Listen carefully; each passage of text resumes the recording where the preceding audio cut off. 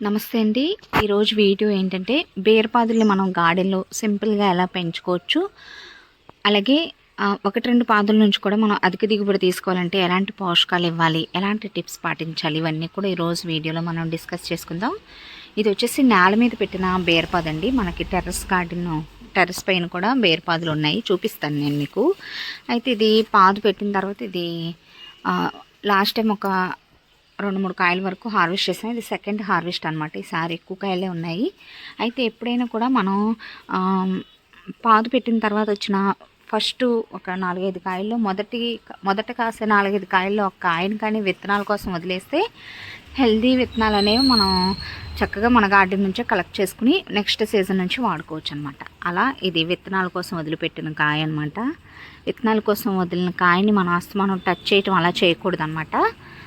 So పైన కూడా చూసారా, ఇగోండి తీగ ఏంటంటే ఆనపాదు కూడా ఇదే ప్లేస్లో పెట్టాను. ఇంకా అటు పైకి కూడా పాక్కుంటూ వెళ్తుంది. మళ్ళీ టెర్రస్ పైకి వెళ్ళొద్దాం, ఇది చూద్దాం. ఇగోండి ఇవి కూడా రెడీ అయిపోయినాయి హార్వెస్ట్కి. సో నేల మీద ఏంటంటే మనం టెర్రస్ పైన పెట్టుకున్న దానికి నేల మీదకి కొంచెం పాదు ఎక్కువ దూరం పాగుతుంది, దిగుబడి కూడా కొంచెం ఎక్కువగానే ఉంటుంది అనమాట. అలా అని టెర్రస్ పైన కష్టమా అంటే చాలా సింపుల్ అండి. నేను టెర్రస్ పైకి వెళ్ళిన తర్వాత కూడా మీకు చూపిస్తాను. అలాగే బీరపాదుని మనం నెలకి ఎన్ని బ్యాచ్ల కింద పెట్టుకుంటే కంటిన్యూస్గా వస్తాయి, ఇవన్నీ కూడా మీకు కంప్లీట్ డీటెయిల్స్ అనేవి ఈరోజు వీడియోలో మీరు చూస్తారు. టెర్రస్ గార్డెన్లో చిన్న చిన్న కంటైనర్స్ నుంచి కూడా మంచి దిగుబడి తీసుకోవటానికి కావాల్సిన టిప్స్ కూడా ఈరోజు వీడియోలో మీరు తెలుసుకుందరు. కానీ ఫస్ట్ ఈ కింద ఉన్న బీరకాయల వరకు కోసేసి పైకి వెళ్దాం అనమాట. ఇలా రెడీ అయిన కాయలు రెడీ అయినట్టు మనం కోసేసుకుంటే మిగిలిన పూత పింద మంచిగా ఎదగటానికి కావాల్సిన బలం కూడా సరిపోతుంది.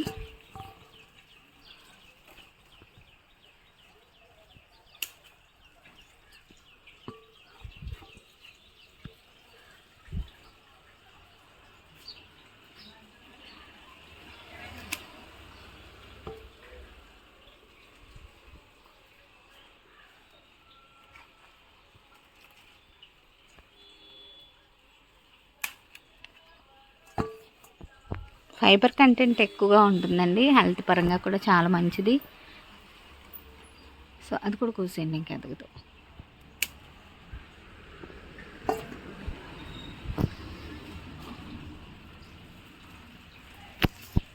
ఇవి ఎదుగుతాయి అనుకుంటా. 2 రోజులు ఆకుకోద్దామండి కాయని.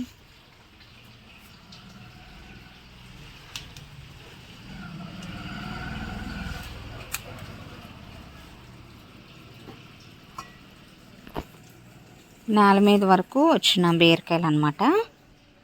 ఇంకా టెర్రస్ పైకి వెళ్ళిపోతాం. టెర్రస్ పైకి వచ్చాం.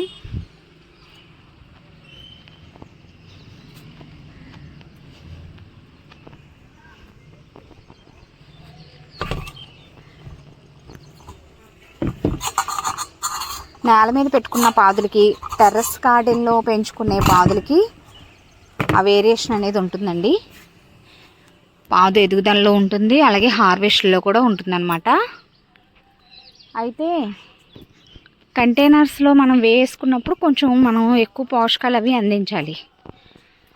ఇక్కడ చూసారా, థర్మాకోల్ బాక్స్లో పెట్టిన పాదు అనమాట. ఇంకొండి కాయలు రెడీ అయినాయి.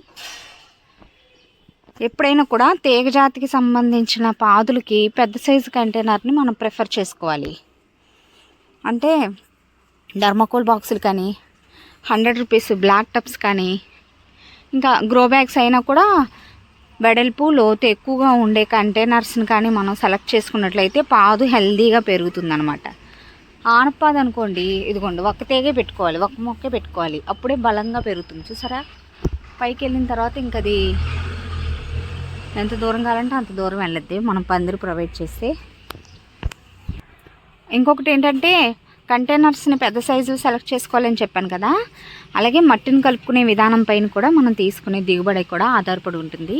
1% మట్టి, 1% ఎరువు, 1% కొబ్బరి పొట్టు, ఈ 3 సంపాల్లో తీసుకుని మనం పాదులు పెట్టుకుంటే పూత పింద స్టార్ట్ అయ్యే వరకు కూడా మనం ఫస్ట్ కలిపి పెట్టుకున్న ఎరువు బలం అనేది సరిపోతుంది. ఒకసారి హార్వెస్ట్లు స్టార్ట్ అయిన తర్వాత మళ్ళీ 15 రోజులకి మనం మొక్క మొదలన ఎరువు అది వేసుకుంటూ ఉండాలన్నమాట.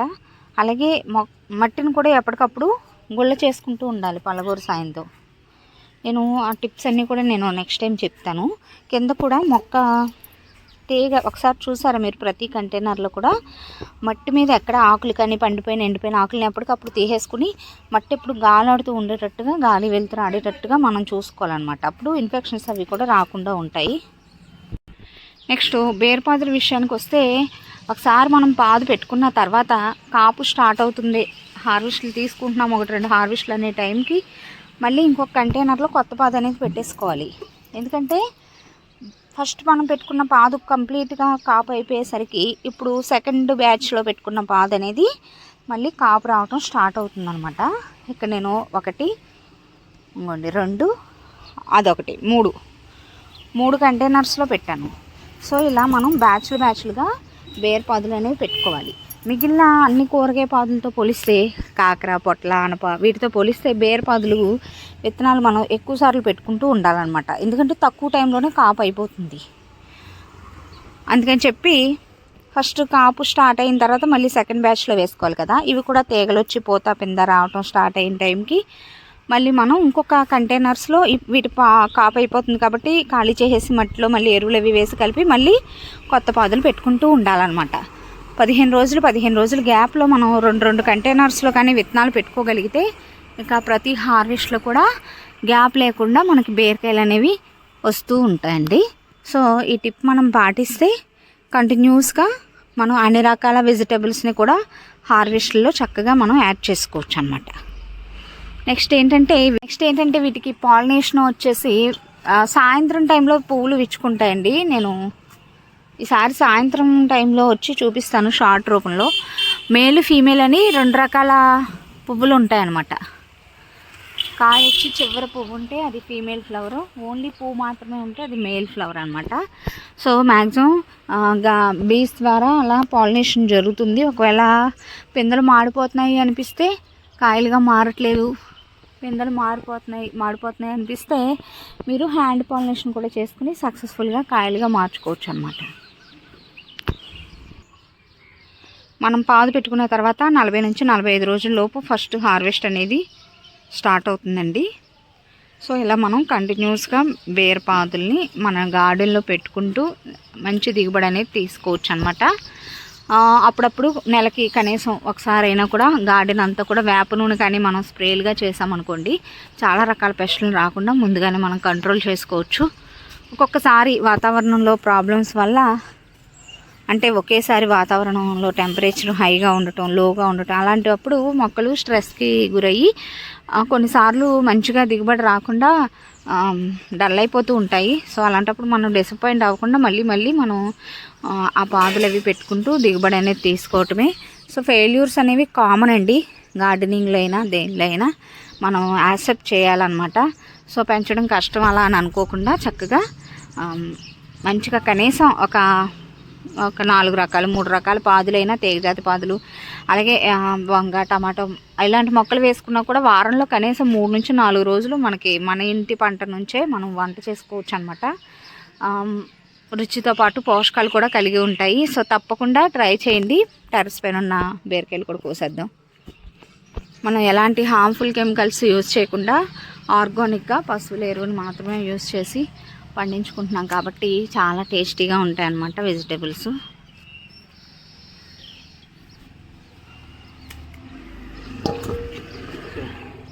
ఇది కూడా కోసేద్దాం, ఎదగదు, పండే కుట్టింది అనమాట.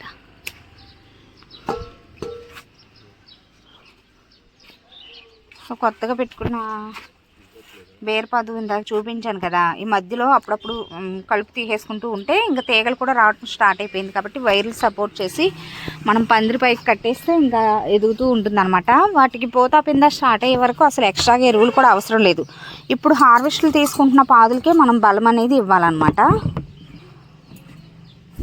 సో చూసారా, ఈరోజు బీరకాయలు బాగా వచ్చాయి.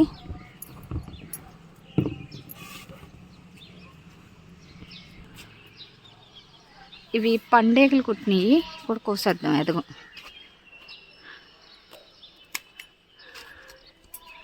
నెక్స్ట్ బేరపాదుల్లో కూడా వెరైటీస్ ఉంటాయన్నమాట. హైబ్రిడ్ వెరైటీ, నాటు వెరైటీ, అలాగా మీకు ఏ వెరైటీ నచ్చితే వెరైటీ తీసుకుని విత్తనాలు పెట్టుకుని దాని నుంచి మీరు మంచి దిగుబడి అనేది తీసుకోవచ్చు. మనకి నచ్చిన వెరైటీ బాగున్నాయి కాయలు పొడవుగా చక్కగా మంచిగా అనుకున్న దాని నుంచి మనకి తెలుస్తుంది కాబట్టి మనం పండించుకుని మన గార్డెన్లో పెరుగుతున్న పాదు మనకు నచ్చిన కాయను ఒక దాన్ని విత్తనాల కోసం వదిలేస్తాం అనుకోండి, ఇంకా మరి సేమ్ మనకు నచ్చిన కాయల్ని మళ్ళీ మళ్ళీ సీజన్లో కూడా పెట్టుకుని కాపించుకోవచ్చు అనమాట. నెక్స్ట్ బేర్లో ఇది గుత్తి బేర్ అండి. ఇగోండి,